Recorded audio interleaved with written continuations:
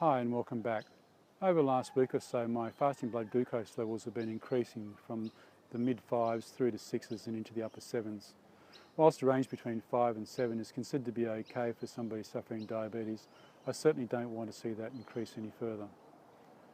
So I thought I'd take the opportunity over the next few weeks to create some videos showing the amounts of food that I'm eating, the types of food that I'm eating, the fluids that I'm consuming, and other metric information such as exercise, my blood glucose levels, sleep patterns, weight and fat. Now, I should make clear that I don't follow a standard or a recommended diabetic diet. I actually eat a high carb, that's right, you heard it here, a high carb, low fat vegan diet. Now, before I started on this diet, I was getting blood glucose levels between 14 and 15. And since I've been on this diet the last 6 months, my blood glucose levels have dropped and now bounce around between the 5s and the 6s. So I don't pretend that I have all the answers, I certainly don't. But for somebody that's suffering diabetes, you might find this series of videos interesting as an alternate method or another view of how you might be able to go about controlling and managing your diabetes. So let's give it a go. Okay, so here we are at day 1. And I'm using Chronometer to record all my information, everything that I'm eating, my weight, my body fat, my fasting glucose levels, what I'm drinking, and whatever exercise I might be doing on the day. So this is day 1. Prior to this, I had a very bad night's sleep. I'm not feeling particularly well. I'm not physically well, but just my mood isn't the greatest. Anyhow, this is the morning. So my weight in the morning was 77.5 kilograms, and my body fat, I have a 20.33% body fat. My fasting glucose level is 7.2.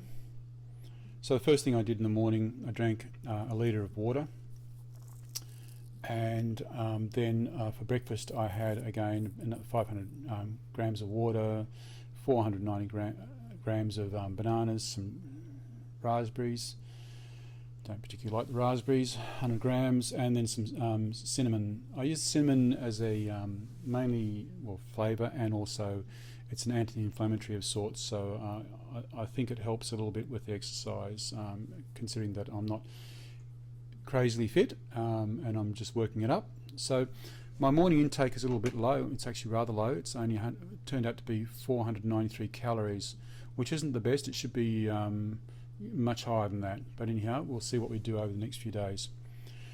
So at lunch I consumed 786 calories, and that was again water. So go back to breakfast. This is a smoothie. So the water, the bananas, strawberry and cinnamon, that's actually a smoothie. So if you want to get a recipe for a smoothie, that's sort of what I'm doing. So if you want to follow suit, go for it. I prefer blueberries than raspberries, but so you could replace that, or you could replace that with any sort of berry that you want. But anyhow, that's basically it. And you could also add some greens as well, some spinach or spirulina or whatever you want there. Okay, for lunch again, this is another smoothie. So it's again water, bananas, some maca powder, and I then followed it up about half an hour later or so with some running. So I did about 30 minutes of running. I'm trying to learn how to run. I never have been able to run. I do a lot of cycling, but I've never been able to run, so now I'm trying to learn to run these days. So when I first went out a few weeks ago, I could barely run for a minute without sort of leaving my lung in the paddock. Now I can run for about 4 minutes without having to sort of stop it. I could much better run longer, but 4 minutes seems to be a good time for me at the moment. So and I chewed up 393 calories, so that put me in a bit of a deficit to some extent. So that would be almost wipes out my breakfast to some extent. Okay, and then later on I had some more water and some bananas. So that was just another smoothie, just a banana smoothie without any additives. Okay, and then for dinner I had potato, pumpkin, onion mash. These are vegetarian, vegan. Soy type protein hot dogs. I have a cooked meal in the evenings. It's just so much easier to sit down with the family and bond over a cooked meal. Previously to this, I was eating raw all day long, fruit all day long, and it doesn't really lend itself to a good communication, family life in the after hours. So I now sort of do more of a raw till 4, and then the cooked meal in the evening. So in the evening I did 628 calories. So my calorie intake was a little low at 2,301 calories.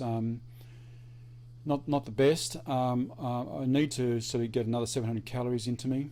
My protein was reasonably low. Carbs are okay. The fat is high. Most from the hot dogs. My nutritional targets are about 70%. So if I look over here, I'm getting a 92% carb intake.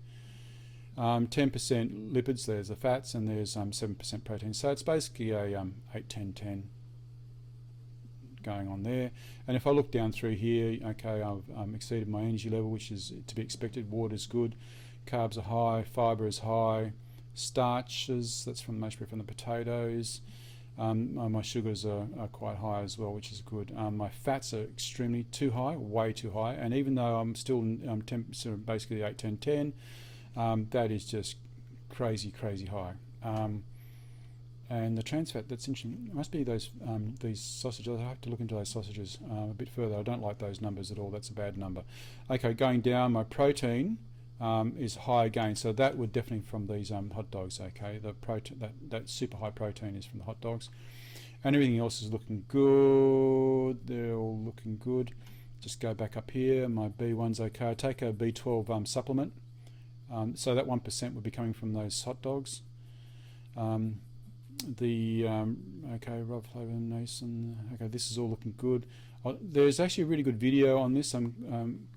Corin, which Andre Perlot does. He does really interesting video on that. It's worth, and so you can, if you can customize this to show in a chronometer. Folate's good. My vitamin A is good. It's exceptionally good. Vitamin C is awesome. Vitamin D, well, I get a lot of sun, I'm out riding or running all the time, getting a lot of sun, so I don't really need to worry too much about that number there. Vitamin E could be better. Vitamin K. Okay, calcium.